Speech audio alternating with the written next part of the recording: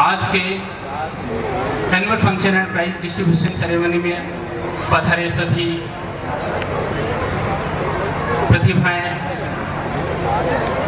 श्रीमान लोकेश जी मिश्रा साहब, अलवर संभाग अध्यक्ष स्कूल शिक्षा परिवार, श्रीमान भूपेंद्र सिंह जी, श्रीमान अनिल यादव जी, अनिल शर्मा जी, जिला प्रवक्ता सर सुनील जी, हमारे स्काउट गाइड से प्रवीण जी, आगे मंच पर बैठे हुए सम्मानीय अतिथियों, ग्रामीण क्षेत्र से पधारे हुए बुजुर्गों, माताएं, बहनें, मेरे युवा साथी और इस महती वाटिका के पुष्पित विद्यार्थियों।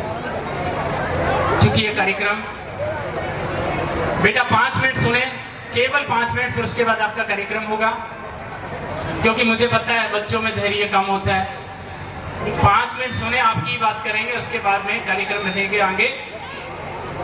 आज चूंकि स्थानीय विद्यालय के संजय चौधरी जी, उनकी धर्मपत्नी प्रियंका चौधरी जी और अभी इनका जो बेटा आया था 17 साल की उम्र में, आज आर्मी के अंदर इंटेलिजेंस की नौकरी कर रहे हैं। एक बार मैं संजय चौधरी, प्रियंका चौधरी, उनके बेटे के लिए और पूरे ब्राइट फ्यूचर परिवार के लिए जोरदार तालियों से स्वागत करवाना चाहूँगा कि ये सही मायने में एक निदेशक की महत्वपूर्ण भूमिका होती है कि किसी भी स्कूल को शिशु अवस्था से उठाकर वट वृक्ष के रूप में ले जाना। बहुत अच्छी मेहनत कर रहे हैं आप। मैं तो ये कहूँगा कि आपका परिवार दिन दुगनी रात चौगनी उन्नति करे, आपका ब्राइट फ्यूचर इसी तरह लोगों का फ्यूचर ब्राइट करता रहे। मैं आप लोगों से, भगवान से, परमपिता परमात्मा से दुआ करता हूँ, क्योंकि जिस पवित्र पेशे को आपने चुना है, सही मायने में तो 84 लाख योनियों के बाद में मनुष्य योनि में जन्म होता है, उसमें भी शिक्षक जैसे दायित्व का निर्वहन आप एक संस्था के माध्यम से कर रहे हैं। ये हमारे लिए बहुत ही गौरवान्वित करने वाला विषय है। आप जिस तरह से बच्चों को तालीम दे रहे हैं, ये बच्चे आने वाले भविष्य में देश के लिए कर्णधार रहेंगे। मुझे बड़ा आश्चर्य हो रहा है कि जब हम पढ़ते थे तो पूरे राजस्थान का रिजल्ट 30% रहता था, 30%। राजस्थान गवर्नमेंट उसको रिवाइज करके 36% पे ले जाती थी। पूरे राजस्थान का रिजल्ट 30% और रिवाइज करके 36 पे। तब मिडवे के अंदर पेपर आता था और भास्कर और पत्रिका में इतनी सी 3 लाइनें होती थी, फर्स्ट डिवीजन, आधा पेज होता था सेकंड डिवीजन, 15 पेज होते थे थर्ड डिवीजन, 20 पेज होते थे फेल और सप्लीमेंट्री। ये रेशो होता था हमारे समय में। आज का हम देख रहे हैं कि हमारे बच्चे इतने ज्यादा हाईटेक हो गए, ये कहें कंप्यूटराइज है, ये 99%, 98%। मतलब आप सोचिए कि कल्पना से बाहर है, फिर भी बच्चा कहता है कि 1 नंबर नहीं कटना चाहिए था, मुझे 1 नंबर और मिलना चाहिए था। तो इसलिए बच्चों में भूख है, ललक है, और सही मायने में हमारे राठ क्षेत्र के जो माता पिता हैं वो इतने जागरूक हो गए हैं कि वो रात दिन छोटे से LKG के बच्चे को भी कहता है बेटा तुझे टॉप करना है।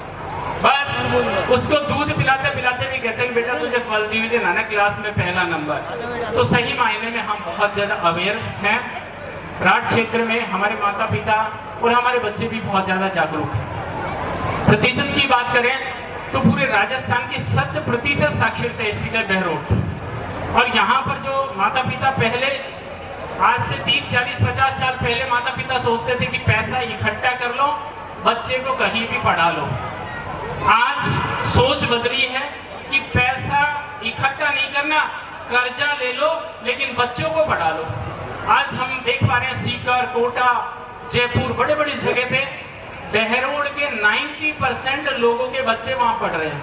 और जो बिल्कुल हैंड टू माउथ है, मजदूरी करके भी बच्चे को सीकर पढ़ा रहे हैं, मजदूरी करके भी बच्चों को बाहर पढ़ा रहे हैं। या अब हमारे क्षेत्र में ऐसे इंस्टीट्यूट स्थापित हो रहे हैं, आने वाले 3, 4, 5 साल में आपको चिंता करने की जरूरत नहीं है, क्योंकि ये चिंता तो संजय चौधरी, प्रियंका चौधरी जी को करनी है कि यहाँ फाउंडेशन क्लासेस चलाएं, यहाँ बहुत अच्छी फैकल्टी रखें, यहाँ बच्चों का सिलेक्शन करवाएं नीट में, IIT में, ताकि फिर ये हो पाए कि हमारा खुद का पैसा, राठ क्षेत्र का पैसा राठ क्षेत्र में ही रहे। ऐसी मैं दुआएं, शुभकामनाएं देता हूँ। वो पथ या पथिक कुशलता क्या, वो पथ या पथिक कुशलता क्या, जिस पथ पर बिखरे सूल ना हो, नाविक की धैर्य परीक्षा क्या, यदि धाराएं प्रतिकूल ना हो। आज हमारे बच्चे विपरीत स्थिति के अंदर रिजल्ट दे रहे हैं। मुझे बड़ा आश्चर्य होता है कि आज बच्चे 12-12, 15-15, 17-17 घंटे तैयारी कर रहे हैं, फाउंडेशन क्लासेस की तैयारी कर रहे हैं, और बस एक ललक है छोटी सी उम्र के अंदर बहुत अच्छे बड़े अफसर बन जाए। दादा दादी भी अब इतने अवेयर हो गए कि पोता पोती के साथ में सीकर जा रहे हैं, कोटा जा रहे हैं, जयपुर जा रहे हैं, बहरोड रह रहे हैं, लेकिन वो कहते हैं बिल्कुल हम अपने पोतों के साथ रहेंगे। और सही मायने में दोस्त होते हैं, दादा दादी के पोता पोती लाडले दोस्त होते हैं, और उनके साथ में उनका बहुत अच्छा टाइम पास होता है। बड़ी खुशी होती है हमारे क्षेत्र में इस तरह की तालीम मिल रही है, हमारे क्षेत्र के बच्चे इतने जागरूक हैं। बेटा, जिंदगी में कुछ पाने के लिए बहुत कुछ खोना पड़ता है। जीवन में पढ़ाई करना कोई सहज काम नहीं है। और मैं आज इस मंच के माध्यम से उन बच्चों को भी मोटिवेट करना चाहूंगा जो कक्षा 10th में नीचे के लेवल पे आए हैं। मैं दावे से कह सकता हूं, जो बच्चा नीचे के लेवल पे है, अपने आप को नंबरों से मत आको बेटा। मेरी बात को वो बच्चा सुने जिनको ये लगता है 10th के अंदर मेरी 70 ही बनी, 10th में मेरी 65 ही बनी, और 10th में मेरी 55 ही बनी। मैं उन बच्चों को भी ये कहना चाहता हूं, बेटा जब जागे तब होए सवेरा। एक बार जुनून के साथ में और अपने हार्ट पे किसी चीज को लगा लीजिए, जब यहाँ चुभन महसूस होगी ना, उसी दिन रिजल्ट दे पाएंगे आप। और गारंटी से है, क्योंकि भगवान ने सबको दिमाग बराबर दिया है। हम थोड़ा सा इस समय खेल रहे हैं, हम थोड़ा सा अन्य चीजों में ध्यान दे रहे हैं, और जो बच्चे टॉपर चल रहे हैं वो केवल पढ़ाई के साथ में। इसलिए मैं उन मिडिल क्लास और जो नीचे वाले बच्चे हैं, मैं मान के चले कि बच्चे मानसिक विकास सब में बराबर का है।